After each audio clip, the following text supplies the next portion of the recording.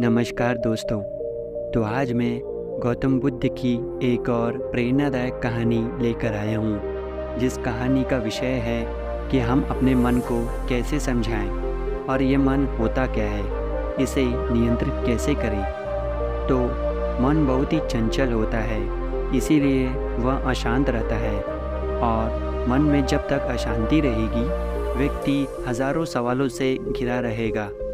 व्यक्ति को जब तक मन में चल रही सवालों के जवाब नहीं मिलेंगे, उसका मन अशांत ही रहेगा।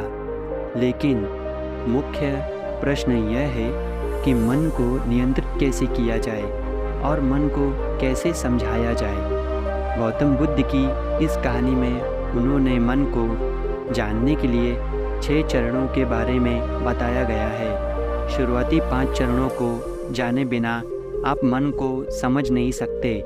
जानते हैं इस कहानी के बारे में, तो चलिए देखते हैं। मन को जानने से जुड़ी गौतम बुद्ध की यह कहानी आपको बहुत कुछ समझाएगी।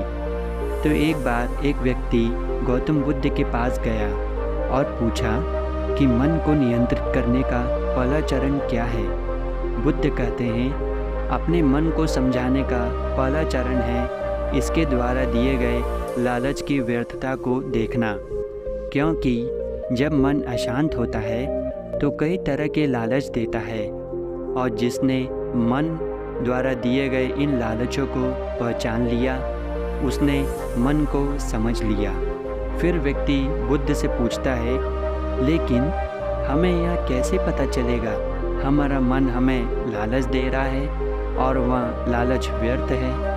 इसका जवाब देते हुए बुद्ध कहते हैं कि अनुभव से मन हमेशा अपने लालच देता है, और मनुष्य मन के लालच में से जिस कार्य को अतिपूर्वक करता है उसमें उसे हानि ही होती है, और हानि के बाद ही उसे अनुभव भी होता है। जैसे जिसने वास्तव में यह देख लिया कि नशा करना केवल दुख है, वह नशा मुक्त होना शुरू कर देगा। जिसने जान लिया कि ईर्ष्या से खुद का नाश होता है, वह ईर्ष्या से मुक्त हो जाएगा। मन को समझने का यही पहला चरण है।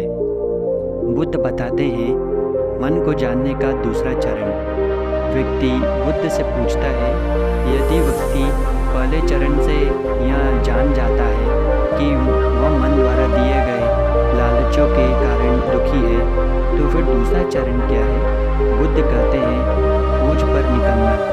दूसरे चरण के लिए ऐसे व्यक्ति की खोज पर निकलना होगा जो कि पहले ही अपने मन को जान इससे मुक्त हो चुका है, क्योंकि वही तुम्हारा मार्गदर्शन कर पाएगा। बुद्ध बताते हैं मन को जानने का तीसरा चरण। व्यक्ति कहता है, लेकिन ऐसे व्यक्ति की पहचान कैसे होगी। बुद्ध कहते हैं, यही तीसरा चरण है।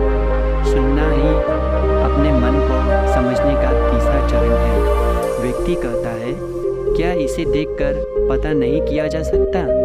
बुद्ध कहते हैं, देखने में कोई व्यक्ति बहुत शांत और अच्छा लग सकता है, लेकिन उसके मन के भीतर क्या है यह उसके शब्दों से ही पता चलता है।